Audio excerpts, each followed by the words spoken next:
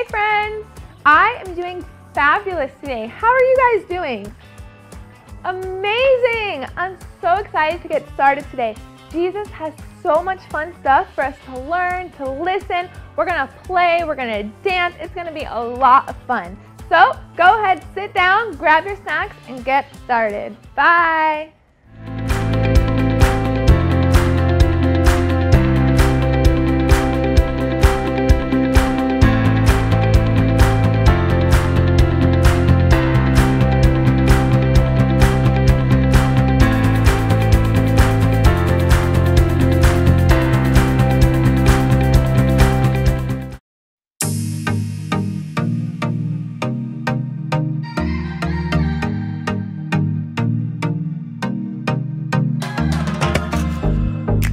Plans for me are good. You hold my future. You're working all the time. You're the mountain mover. From sunrise to sunset, till the sun comes back up again. You're by my side. You started a good work in me. I know that you will complete it. You will see it through. And everything that you say you'll do, 'cause I believe that you are faithful, oh, you are faithful, oh, you are faithful. I'll trust your every word, 'cause I believe that you're working for my good. Yes, you're committed. From sunrise to sunset, till the sun comes back up again, you're by my side. You started a good work in me. I know that you will complete it. You will see it through, yeah. I know that you're still working on me. And everything that you say you'll do, 'cause I believe that you are faithful, oh, you are faithful. You are faithful. You are my hope, you are my future. You are the mountain mover. You are faithful. You are my hope, you are my future. You are the mountain mover. You are faithful. You started a good work in me. I know that you will complete it. You will see it through, yeah. I know that you're still working on me. And everything that you say you'll do, 'cause I believe that you are faithful, oh, you are faithful, you are faithful, oh, you are faithful, oh, you are faithful, oh, you are faithful.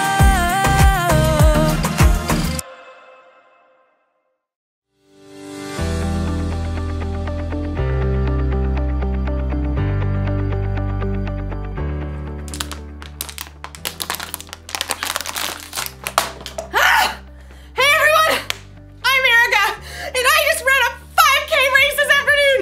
I didn't win, but I also didn't give up. I made it all the way to the finish line, so it's time to celebrate! Yeah! Oh man, I have been training all month for this race, so it has taken a lot of commitment. Commitment is making a plan and putting it into practice. I made a plan, and I practiced a lot. All that running.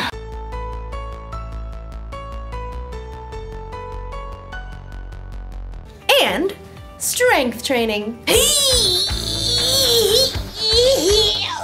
And even training my brain. For a month, it's like training has been my life. Like, I thought about this race constantly. When I decided what to eat.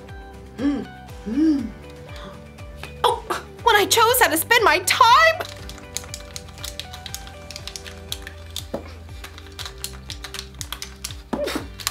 From morning until night, I kept my mind on the race. That's what you gotta do when you truly commit to something. Like, you've gotta live like it's important to you. Today's story is about a woman who lived her whole life that way. I'll see you when you get back.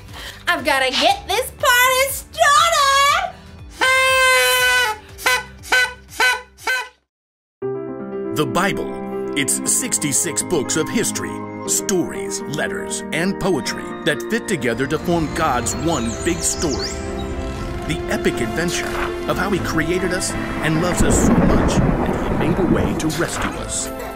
As we travel through the Bible, from Genesis to Revelation, we discover people who met God and found their lives changed forever. Now, for an amazing story, inspired by the book of Mark, chapter 12, verses 41 through 44. When Jesus rode into Jerusalem on a donkey the week before Passover, the crowds were excited. Hosanna! Blessed is the one who comes in the name of the Lord! Hosanna! In the name of the Lord! But the religious leaders were not. He's turning the world upside down. We'll have to fix that, won't we? All week, the religious leaders sent men to try trapping Jesus with trick questions.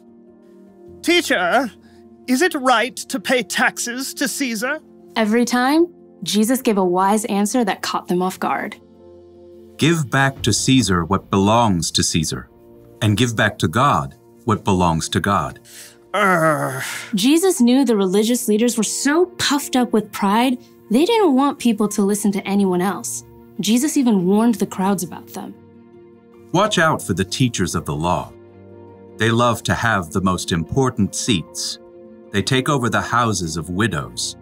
They say long prayers to show off. One afternoon, Jesus and his disciples visited the temple. They sat down to rest for a moment across from the box where people came to put money they offered to God. Perhaps the disciples, mostly poor fishermen themselves, were impressed by the rich men giving gifts. Check out his robes. I think they actually might be silk. Jesus watched the rich men dropping handfuls of gold coins into the box. He knew that, like the religious leaders, they were proud to show how important they were. Check this out, world. Money, money, money. Always sunny in a rich man's world. Even though these wealthy men were giving impressive amounts of money, Jesus knew they had so much, this was easy for them. Simply a drop in the bucket. Huh. She looks a little out of place. The next person in line clearly wasn't wealthy. In fact, her patched robe showed she didn't have an extra cent to spare. A widow, probably. At that time, if a woman's husband died, she had no way to earn money and often had to live on next to nothing. 2 pennies? How's that gonna help anyone? Jesus was watching the woman too, but he saw something different, something more. Come over here, all of you. The disciples gathered around Jesus. What I'm about to tell you is true. That poor widow has put more into the offering box than all the others. Jesus' friends tried to sort it out. Excuse me, pennies versus gold? You couldn't buy an order of fish nuggets with that. Jesus knew what his disciples were thinking. The others all gave a lot because they are rich, but she gave even though she is poor. She put in everything she had.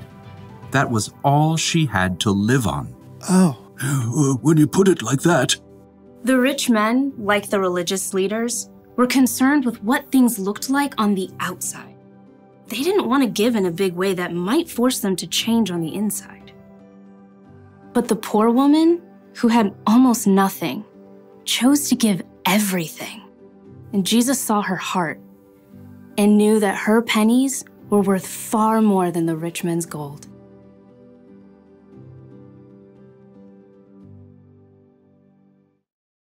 Nobody else thought a poor woman giving 2 small coins was a big deal. But Jesus saw the truth. Other people gave because they were rich. This woman gave everything she had because she was putting her trust in God. She was living for Him. And that's something to celebrate. Woo! Yeah! Living for God is about more than giving money. It's about trying to include God in every part of your day, It's about asking yourself before every choice you make, does this honor God? I could copy my friend's homework or do the work myself, like I'm supposed to. I'm gonna do the work. Or ask yourself, does what I'm about to do show love to others? My friend didn't get me anything for my birthday.